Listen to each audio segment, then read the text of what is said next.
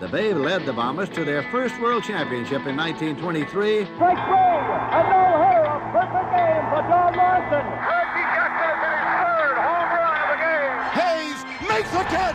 The Yankees win. The Yankees are back on top. World champions for the 27th time. Still had a little burn from the year before, where we didn't win in '97. And we didn't start so good.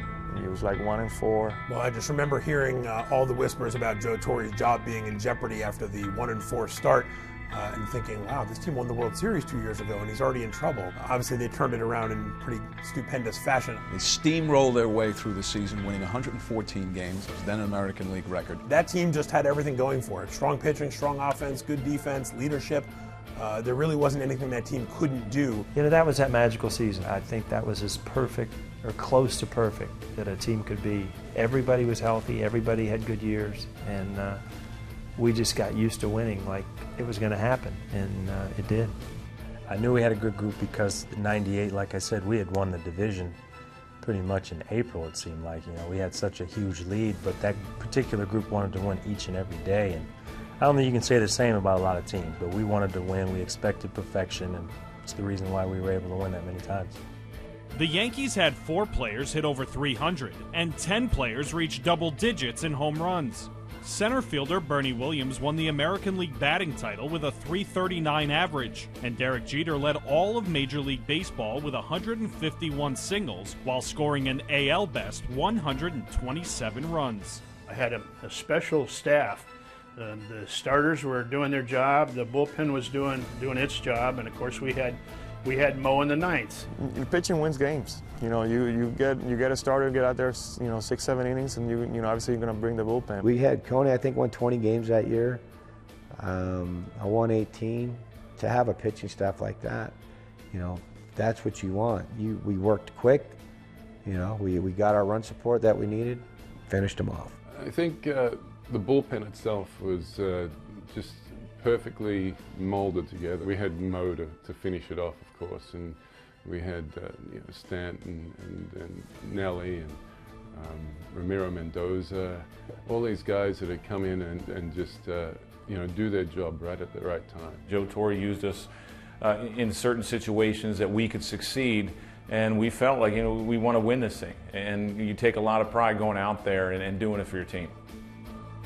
I remember Joe Torre talking about that '98 team and saying they had to win a World Series title because if they didn't, everything about that season would have been looked upon as a failure. And it's a pretty harsh way to talk about a team that won as often as that team did, but that was really the honest way to view it. They had just plowed through the competition throughout 1998. You win 114 during the regular season, and everybody starts comparing you to the greatest Yankee teams ever. Probably as much pressure as we felt as a team to win because we had won so many games coming into it, and it means nothing unless you win the World Series. You get to the World Series with these huge numbers, but unless you win it, everybody remembers the San Diego Padres winning the World Series and not the Yankees. For us, we knew we were a good club, but we knew we had to prove it on the biggest stage.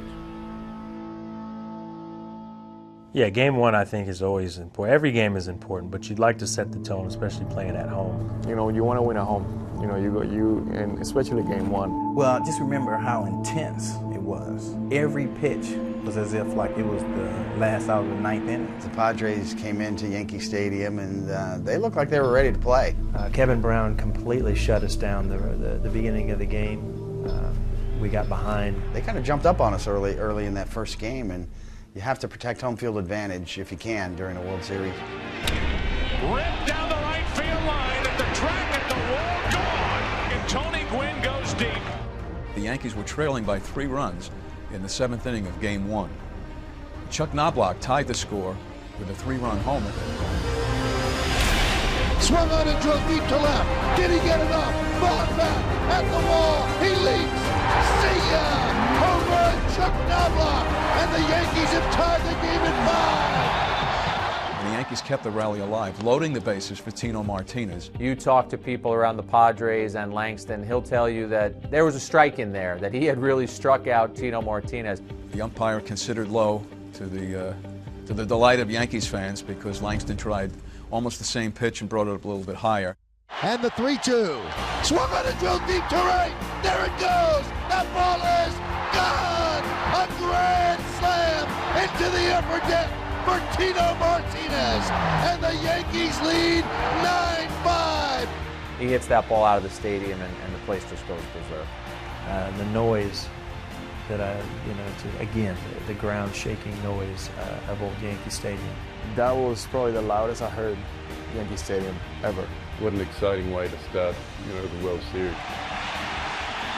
Yeah, you might be able to get out to a little bit of a lead against us, but we're going to come right back and we're going to show you what we're made of. That's what those Yankees did. I don't know if you can call it a turning point because we just started, but that was a huge moment in that World Series. It was key. Tino Martinez with a big grand slam off of Mark Langston. The fans, to get the Yankee Stadium fans into the game, it was incredible, and it was very important to win that Game 1.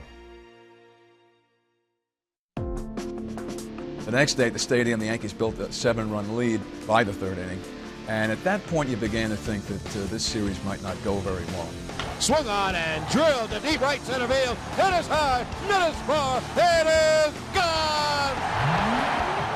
Well, when you think about postseason pitchers who have really excelled for the Yankees, El Duque is a guy who comes near the top of that list. Put a guy named El Duque in that lineup, in that rotation. He had no fear. El Duque is a smart pitcher. He really understands hitters well. He goes through scouting reports really well. And then when he was out there on the mound, I just imagine as a hitter, he was a guy who could totally confuse you. He was going to go at his pace. There were going to be different arm angles. He was going to throw different pitches at different speeds. And he was also an incredible competitor. I think if anybody was going to go out there with the confidence that they could go out there and really throw a big game the Yankees needed, it was El Duque. He loved that limelight and really thrived in it. And one of the best games that he's ever pitched, certainly in the playoff situation or the World Series. And that's a game that people will always remember.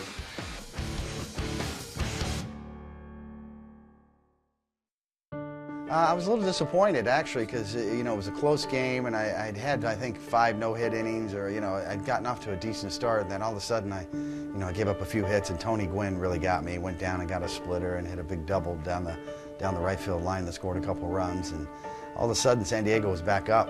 2-0, Padres! Scott Brosius was an interesting guy when he came over to the Yankees because he had been so down with the A's. You didn't know exactly what the Yankees were getting. We were going to try him at third and hope it worked, but if not, the fallback was he would be our super utility player, and boy did we get more than that. Such a good defender, very underrated defensive third baseman. He made remarkable plays. He was so solid for us defensively, and all the pressure was off of him offensively because we had a great lineup. He could bat down on the bottom of the order and be productive. But the way he played was just totally unexpected, first of all. But everyone knew he was capable of doing it. Just showed you how good our team was and how much depth we had, that someone like Scott would be hitting ninth and actually was our best player in that World Series. 3-2, deep to left field, way back. 375, goodbye, home run. Scott Brosius. What a season he is having. It will not stop. And the Yankee third baseman puts them on the board. It's 3-1. For Brosius to be able to do what he did, it just capped for him what had to be an unbelievably memorable season. Scott Brosius last year with the Oakland A's had a terrible season. Came over to the Yankees and just turned his career around. Brosius, center field, got a lot of it. Finley back, 405, goodbye, home run! Unbelievable! Scott Brosius! And the Yankees have taken a 5-3 lead. I remember the second home run off Hoffman, straightaway center field. I didn't think it was going to go out, and it went out. And we got up, and it was super exciting to do that, especially in San Diego. I was actually in the dugout after pitching in that game, and to see that ball go over center field fence was amazing. When you have days like that, that's that's incredible. When you can, contribute like that, be a one-man wrecking crew. And that was Scott Brosius.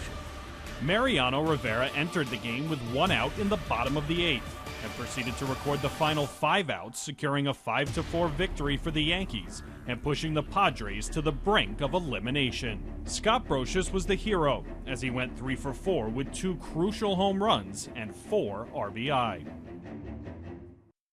You can win one more game and you got the championships. But it's anything can happen in baseball. Well, after winning the first 3 games in the World Series, then we had Andy Pettitte on the mound again, and you know, if there's any go-to guy, you know, it sounds like a broken record. Pettitte started the game and pitched very strong into the latter part of the game, as he always does in a big game. He's really a big game pitcher.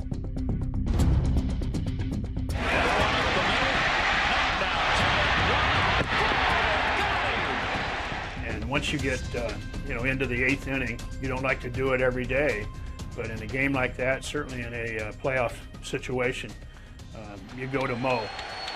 2-strike count. Sweeney waiting. Swung on to third base. Scott Brosius, probable MVP.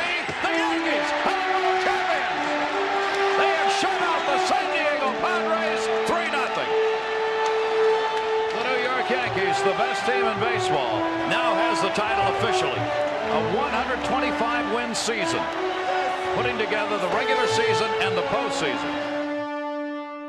We had accomplished what Mr. Steinbrenner had, his vision for that year was to build a team that was going to win the World Series. To be able to come back in '98 and at the end of the year look up and we had 125 wins total, that to me just solidified the '96 championship, now the '98 championship, and from that point we really felt like this team can do a lot. Ricky Leday hit 610 World Series at-bats, while Tino Martinez and Chuck Knobloch hit 385 and 375 respectively, each with a clutch home run in Game 1. Scott Brosius was named the World Series MVP as he led the Yankees with 8 hits, 2 home runs, and 6 RBI.